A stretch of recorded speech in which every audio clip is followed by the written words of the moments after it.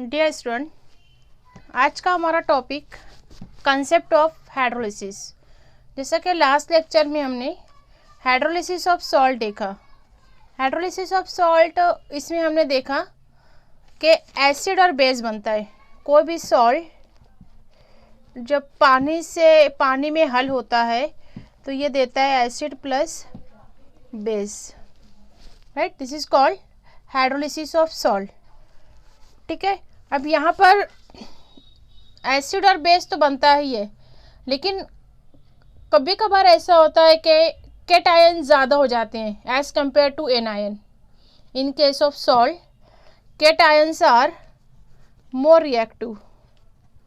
Cations are more reactive than anions, ठीक है। तो इस केस में क्या होता है कि ये कैटायन जो है, यहाँ M पॉजिटिव लिखती हूँ, मोल्स ऑफ कैटायन, अगर ये पानी के साथ मिलते हैं तो ये बनाते हैं वीक बेस MOH, ठीक है। वाटर का पॉजिटिव जो है वाटर का हाइड्रोक्सिल आयन लेकर यहाँ पर OH है, तो यहाँ पर ये वीक बेस इसको कहेंगे, वीक बेस प्लस क्या बचा यहाँ पर वाटर का H प्लस आयन।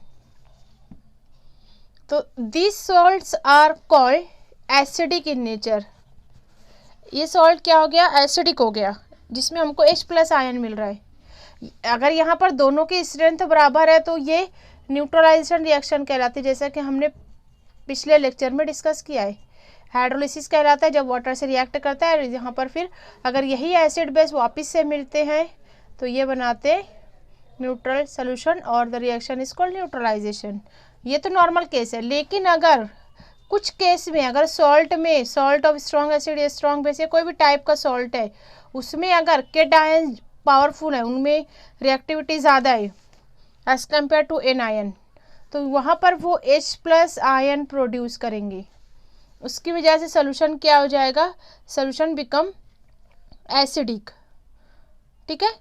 और इसका रिवर्स, अगर कुछ सॉल्ट जो है अगर उसका एन आयन रिएक्टिव है, in case of anions are more reactive as compared to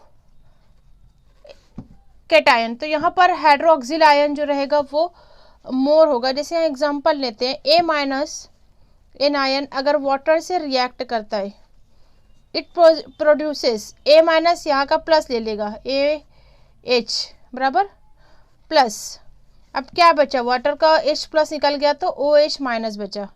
OH is indicate the base, ठीक है। और ये हो गया वीक एसिड, ठीक है। तो उस टाइम में सोल्यूशन क्या रहेगा, सोल्यूशन बिकम बेसिक और alkaline that produces OH minus ion. H plus ion produce कर रहा है, सॉल्ट है, सिंपल सॉल्ट है, उसकी आप हाइड्रोलिसिस कर रहे हो, ठीक है। तो यहाँ पर इस कंडीशन में हम जो है the process is hydrolysis is actually reverse of neutralization, बराबर। तो यहाँ पर इसको हम डिफाइन किस तरह करेंगे, हाइड्रोलिसिस ऑफ सॉल्ट, इसके डेफिनेशन हम प्रीवियस लेक्चर में देख चुके हैं। यहाँ मैं रिपीट करती हूँ कि the reaction in which cations और एनायंस और both ions of a salt react with ions of water, ठीक है। अब इसके रिजल्ट में क्या बना, कैटायन या एनायन या दोनों आयंस अगर वाटर के साथ रिएक्ट करते हैं तो इट प्रोड्यूसेस एसिडिटी और अल्कलिनिटी, या फिर the simply sometime it is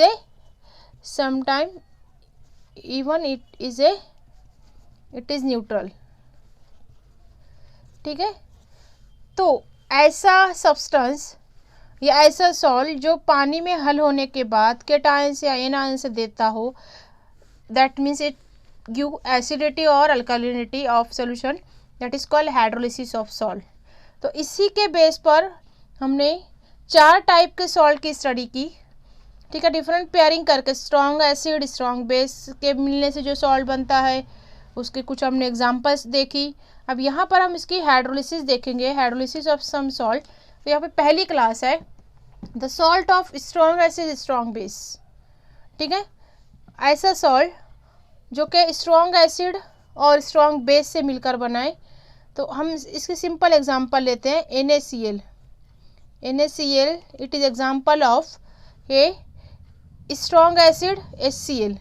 ठीक है, जब आप इसको, ये स्ट्रॉन्ग इलेक्ट्रोलाइट है तो ये मुकम्मल आयोनाइज होगा Na plus plus Cl minus. ठीक है, पानी में जब इसको हल करते हो तो that give Na aqueous plus Cl minus aqueous. ये simple reaction, when it dissolve in water it completely ionise.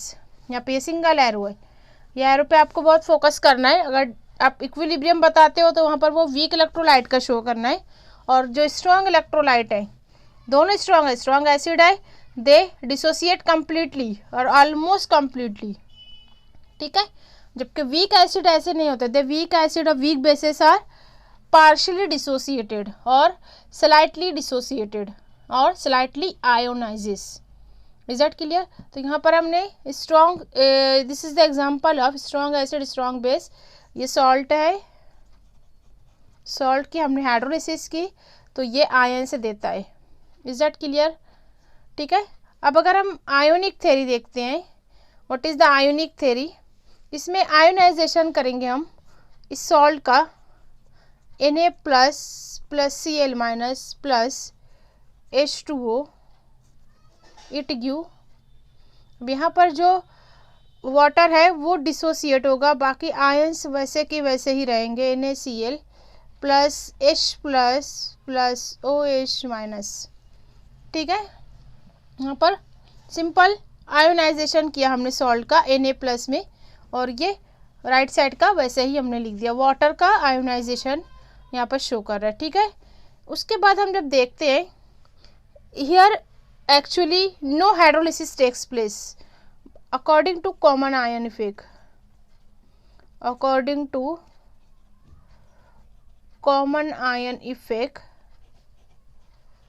ठीक है, इसमें रिएक्टर और प्रोडक्ट में जो कॉमन आयन है उसको हम अगर निकाल देते हैं, जैसे यहाँ पर Na है, यहाँ पर Na, this is a common one, this is a common one. ठीक है, तो अब आपने यहाँ पर देखा H2O simply hydrolyze, simply ionizes through H plus and OH minus ion. ठीक है, तो यहाँ पर इस रिएक्शन से क्या रिजल्ट निकलता है, it involves only ionization of water, ionization of water only. मतलब resulting solution concentration of H plus ion is equal to concentration of OH minus ion. ठीक है, अब यहाँ पर अगर दोनों कॉन्सेंट्रेशन इक्वल है तो ये ना ही एसिड होगा ना ही बेस होगा। It concluded the salt of strong acid, strong acid, the salt of strong acid strong base does not hydrolyze, does not undergo hydrolysis, does not undergo hydrolysis, only ionization of water takes place. That means it is a neutral, it is a neutral. H plus ion भी नहीं मिल रहा हमको, ना ही OH minus ion मिल रहा है। तो इस type के सॉल्ट का, जैसे हम NaCl ले लिया अगर, तो ये इसका सोल्यूशन, इसका वाटर सोल्यूशन न्यूट्रल होगा। Is that clear? This is called the hydrolysis of salt strong acid strong base. हम सेकंड क्लास देखेंगे, number 2, the strong acid and weak base.